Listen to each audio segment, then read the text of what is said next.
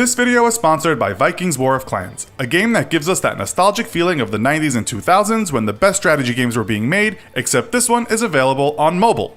If you've never played Vikings before, now is the perfect time to start. The new game version is simply awesome, and if you are busy like us, this is the perfect game to play during a 5-minute break at work. All of us at the Infographics Show are obsessed with it, and if you play it for just 5 minutes, you'll see why over 10 million players are addicted. Support our channel by downloading Vikings using the links below, and get your initial protection shield for free, as well as our special bonus of 200 gold for a fast and successful start. Now, let's get to the main part of our video. Backed by popular demand is another military comparison. This time we are featuring two fairly new countries, nations that at one point in time were colonies of the United Kingdom. The USA gained its independence on July 4th, 1776, Australia gained its independence on January 1st, 1901, when the Brits passed legislation to give the 6 Australian colonies the right to govern themselves under the Commonwealth of Australia. Unlike the USA, the country sometimes called Down Under has not vied for world dominance, although it has enjoyed a fairly good standard of living and economic prosperity.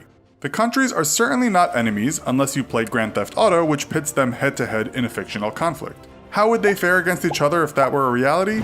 That's what we're going to find out today in this episode of the Infographics Show, Australia versus the United States. Don't forget to subscribe and click the bell button so that you can be part of our notification squad. Let's start with Australia.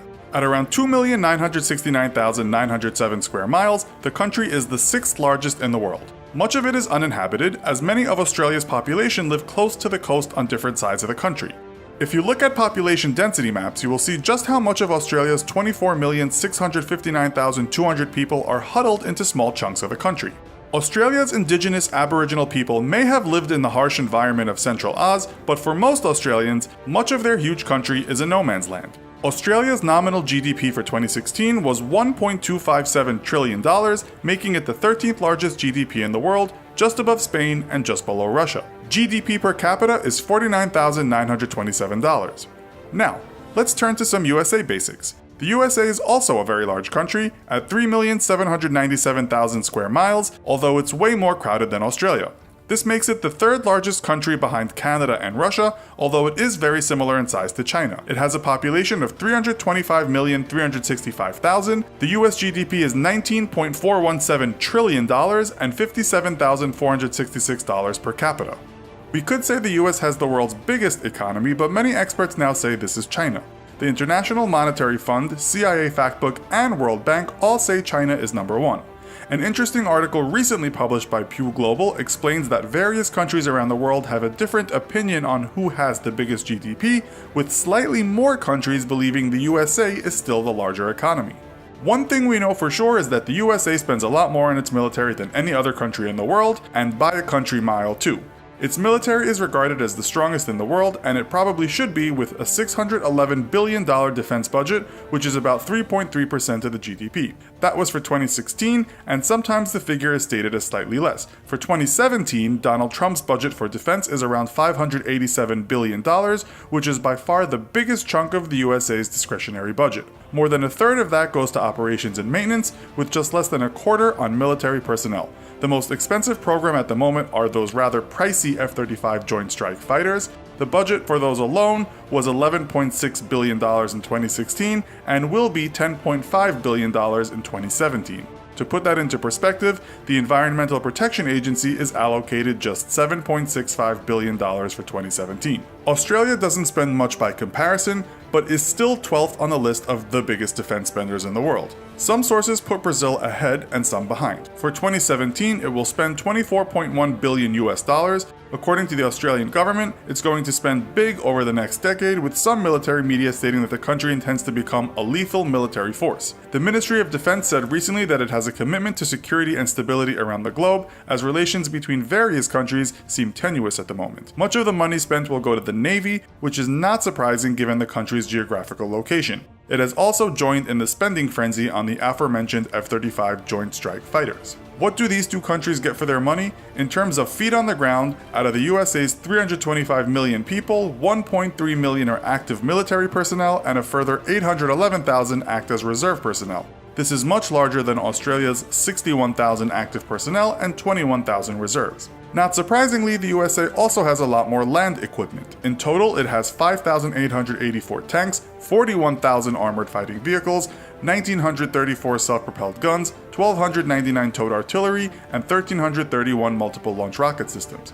Only China and easily Russia outgun the USA when it comes to tank strength. This also includes some of the most fierce land equipment ever, consisting of the mighty M1 Abrams tank, the world's best according to some pundits, the M109A6 Paladin self-propelled gun, and the tried-and-tested TOW anti-tank missile. Australia has just 59 tanks, 2,040 armored fighting vehicles, 0 self-propelled artillery, 75 towed artillery, and 0 multiple launch rocket systems. It does have some good tanks though, which in the past were the highly rated Leopard 1s, but they have been replaced with M1 Abrams, just in much smaller quality than that of the USA. Where the United States exceeds every country on the planet is with its Air Force. As you know, the US is not shy on spending big here, and it is almost spoiled for choice. It has around 13,444 aircrafts in total, many of which are the best ever made. This includes scores of F-22A Raptors, F-16 Fighting Falcons, F-15E Strike Eagles, and the expensive F-35A Lightning II. The US also has a large fleet of the McDonnell Douglas CF-18 Hornets, some of which have been converted to FA-18E Super Hornets. We already know Australia has spent on the F-35, but a rather startling piece of news emerged in September, and that was that its 2 brand new F-35s have a major problem. They don't work, according to Australian media. The USA has also had its fair share of problems trying to get these things combat ready. Australian news reported that the planes will likely require many millions being sunk into reconstruction and upgrade before they are fully capable of fighting on the front line. The country has a total of 465 aircraft, just over 150 of which are fighter and attack aircraft. It also has a small fleet of FA-18F Super Hornets and FA-18A and B Hornets, as well as EA-18G Growlers. As for the Navy, global firepower puts the USA as the 3rd strongest behind China and North Korea. This is only in size though. It puts Australia down in 54th place. In total, the USA has 415 ships and Australia has 47 ships. The US has a total of 11 aircraft carriers, 22 cruisers, 67 destroyers, 8 frigates, 75 submarines, 0 corvettes, 9 amphibious assault ships, 11 mine warfare ships, and 55 patrol ships. We also have to take into account what all wealthy countries want, and that's a huge super carrier. America may have the best in the Gerald R. Ford class super carrier. Australia is also one of few nations to own aircraft carriers. While they might not be the behemoths of the US Navy, the almost new HMAS Canberra and the HMAS Adelaide are impressive beasts. The Aussies also own 11 frigates, 0 destroyers, 0 corvettes, 6 submarines, 13 patrol craft, and 6 mine warfare ships. Another thing, as you all know, the USA owns just less than half of all the world's 15,000 nuclear weapons. Australia doesn't have any and doesn't seem interested in developing them. It does, however, have aircraft that could deliver them.